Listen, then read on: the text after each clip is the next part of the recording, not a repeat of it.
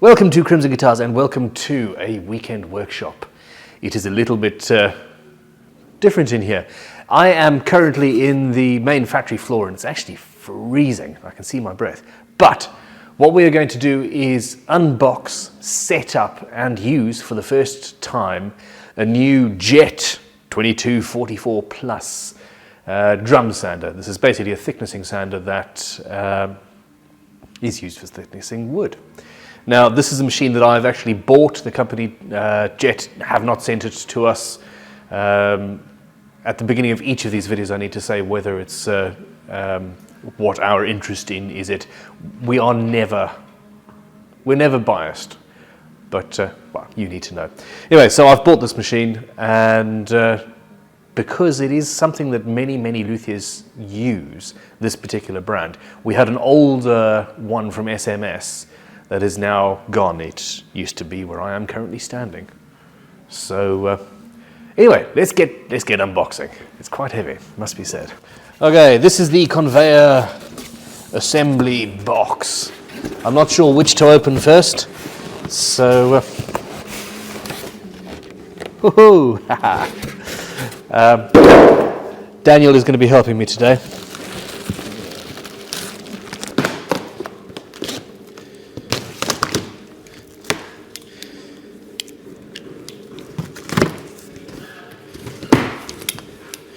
Ooh. A Jet tough tool. The tough tool goes where fingers sometimes can't. Alright, so this machine is coming with, that's an abrasive cleaner. These things are great. You can use these on any type of sandpaper. It's a rubber that cleans the dust and crud out of sandpaper. If you don't have one, even if you do hand sanding, it's well worth having. It comes with some rolls of pre-prepared paper and bits and pieces. Always read the instructions. So where's this? It does still feel like we're missing some material. Where's the stand then?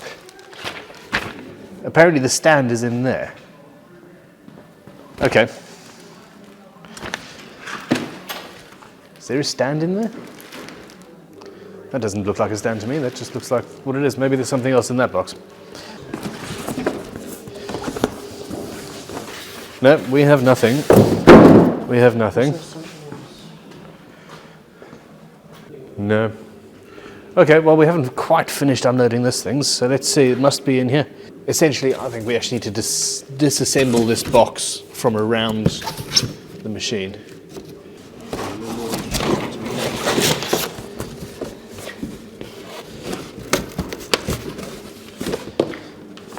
Okay, and that should come off.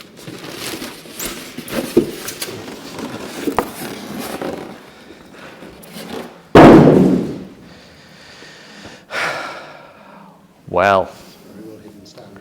It's a very well hidden stand. I can't see any evidence of a stand. It turns out that the office have ordered one without legs. Well, anyway, it's besides the point. We've got this stand over here, which will do the job for now, if we can lift it up. You got it? Have you got the heavy end by any chance? I have got the heavy end. I've got the apprentice end. I love having apprentices.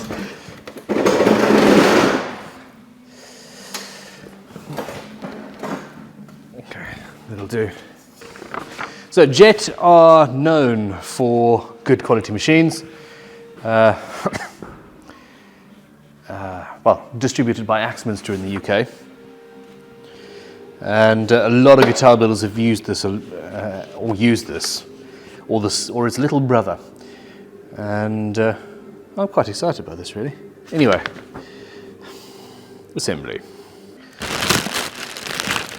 While Daniel is looking at the instructions, I assume we're going to have to move this up and down a bit. So let's get this installed first. Now the nice thing is, people worry about this being open-ended, i.e. not supported on both sides. It does actually have an adjustment where you can go up to 0.4 of a millimeter and change the angle so that it is square. So that's a plastic fairing. That's interesting.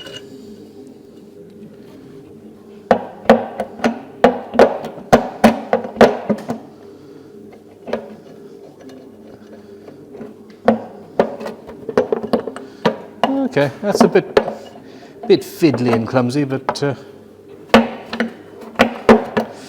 well, I don't know. This isn't a cheap machine. This is about 1,200 odd quid. Because I went for the slightly bigger one. I didn't even go for the oscillating one, which is even bigger. This feels, I don't know. This feels a little bit flimsy and plasticky, really. Okay, so it comes with a belt already installed and under tension, and this looks quite interesting, actually. And the most important thing with these is to absolutely definitely use good quality sandpaper, preferably cloth-backed paper. Otherwise, it will rip if you hit it just slightly wrong. These are not thickness planers. These are fine sanding finishes for taking small amounts of material off. Okay. Daniel, what do you think? What's next? We need to take the other part and fit the trackers on the sides of them, and then install the power feed conveyor to the main sander body. Install the power feed conveyor to the main sander body. So this is how you do it, you just do it. Yes.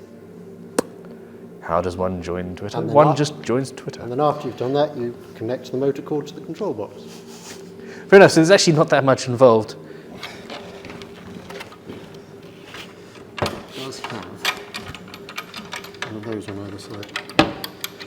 That's to adjust the tracking, I assume. Okay, this. Yeah, I wanted to. I really do think that this needs to be. Oh, we have movement. It's a bit smooth, isn't it? That's actually quite nice.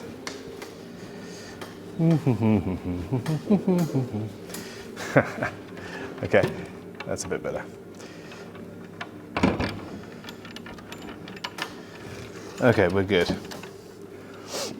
So, well, you don't need to see this. We've just got some bolts. We're going to put them in, and we'll be back to you in a second. Okay, we have opened. Well, it's bolted down now. The instructions actually do tell you how to open it up. They say push in the knob and the top will open, which is fair enough. I should have read a little bit further on. It's talking about what I just mentioned, how to make sure that the sanding drum is parallel to the feed table. And essentially, they want you to take the sandpaper off and put a ruler underneath it and then use that as the thickness gauge. There's more precise ways of doing that. There are two bolts here, one there and one there. If you loosen those, you can adjust the angle. Basically, this whole head will pivot, and you can adjust that using this. So it's something, the people that worry about not being able to adjust it if it goes out of true are worrying unnecessarily. Now, this appears to be a fairly small motor, really. You've got the feed motor, that doesn't really need to be large. Sand Smart, trademark. Okay, well, basically, it looks parallel to me. I'm going to put it back together again, and the most important thing, these machines of this type, they're sanding machines, and they kick out a lot of dust. It is very, very important, very, very important to have extraction. We luckily have extraction of a sort. Is that going to stretch? That's not going to stretch. I found a little piece and I found a blast gate, which is important. Awesome. Hello. Did I just ruin? Yeah. That's great. Okay. So essentially we're using the blast gate and this little bit of extra extraction tubing to give us a bit more length. Yes, the bane of my existence, dust extraction or lack of it. How many extractors have we got in here now? Three, four, five. I'm not sure if you can hear the music in the background. That's our next door neighbours. Reprobates.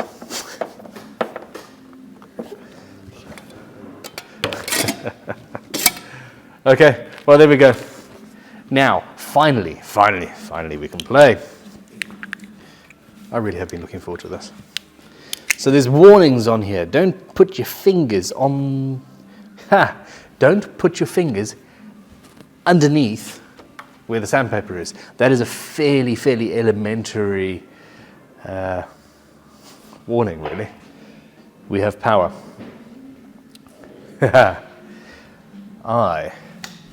Okay, I'm just going to push go. That's really quiet. The last one we had was a very old machine, and that was huge and noisy. Okay, and then separately,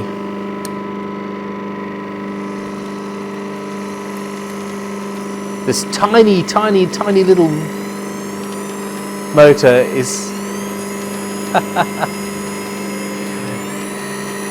is pulling the belt. That sounds... Okay, well the motor's moving. I don't think that this teensy weensy little motor is supposed to oscillate like that. So, well, power off. Okay, I was impressed with how quiet this was. The sounding bit is nice and quiet. This tiny little motor is rather annoying. I'm not going to open this up. I suspect that the spindle is bent because when we took it out of the box, we picked it up by that. I think I did, but I'm going to blame Daniel anyway. Sorry, Daniel.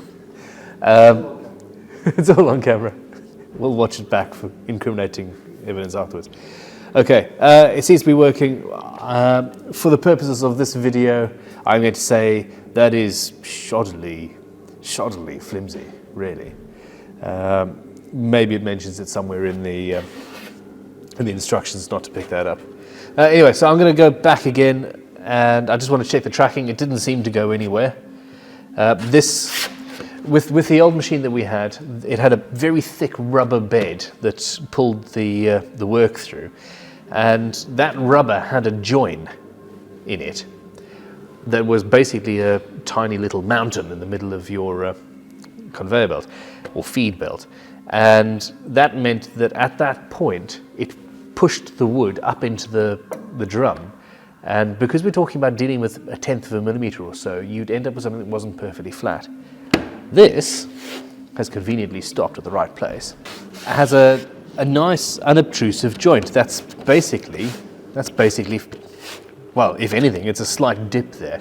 And because it's angled as well, it's less pronounced. So while this may seem a bit of a downgrade over the industrial machine we had before, because the industrial machine we had before was older, it was less reliable, and I didn't like that feed belt at all. Okay, this appears to be, well, it appears to be tracking all right, actually. These are cigar box guitar fretboard blanks. Crikey, that's pretty.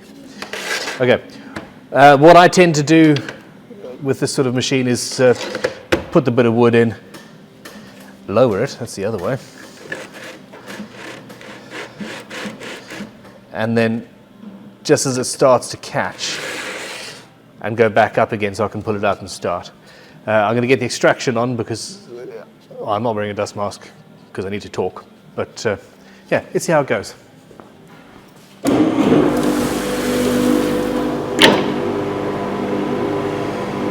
And On with the sewing machine motor.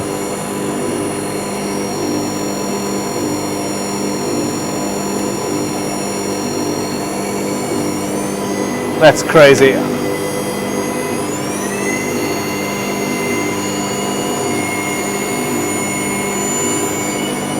So for the first pass, I didn't really want it to touch anything. We're supposed to be taking small amounts. So we put it through, oh no, that's up. And I'm going to put it through a couple of times until it starts taking a bit of material. And then we'll see what happens.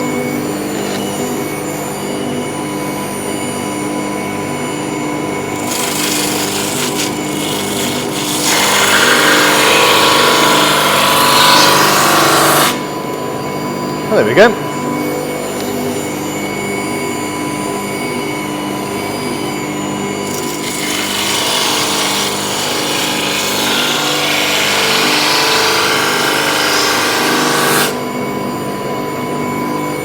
Slow and gentle.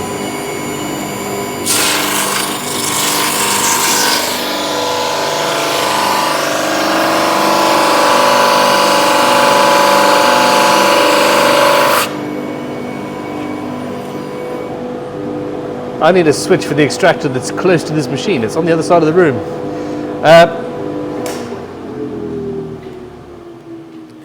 Well, okay, I've just put a single bit of wood through here.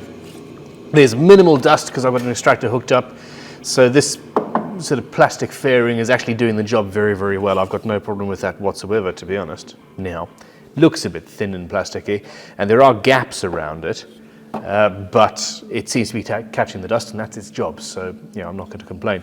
The machine is heavy, about 100 kilograms. The main body of it, cast iron, of course, really good quality. This is, well, I'm a fool, so I need a directional arrow on it to tell me which way to go, and which isn't there. But it's definitely very precise, and it's nice and smooth. I would like to see how this fares up over time. It has come to us basically set up and good to go. The paper is on. In fact, let's open this up and see what the paper looks like while I'm talking. The paper came on it. It's good to go, and it was also set up all square and nice. So what I'm cutting here is parallel and correct. I do not like this little sewing machine motor on the feed table. That it just sounds weedy, really.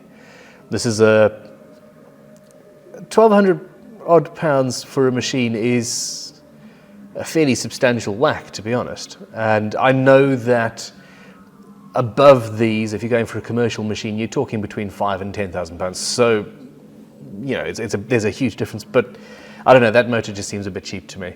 The main one that's feeding the drum is perfectly fine, nice and quiet and good quality. This one, the little feed, sounds like a sewing machine. In fact, it really, really sounds like a sewing machine. But anyway, the feed rate control, well, it says it's got an auto regulation when lit. I'm not going to try and push it, and I haven't read the instructions yet. What that says to me is if you push too far down and are trying to take off too much material in one shot, it's actually going to automatically slow down the speed with which it is pushing the wood through the machine. That is awesome, if I've understood it correctly, and I'm pretty sure I have.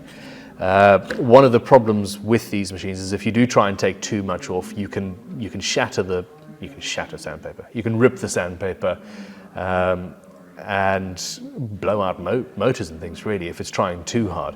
It is not a thicknesser. This is not a bladed machine. This is abrasive. Anyway, I'm going to turn her off and open the fairing to see what the sandpaper looks like.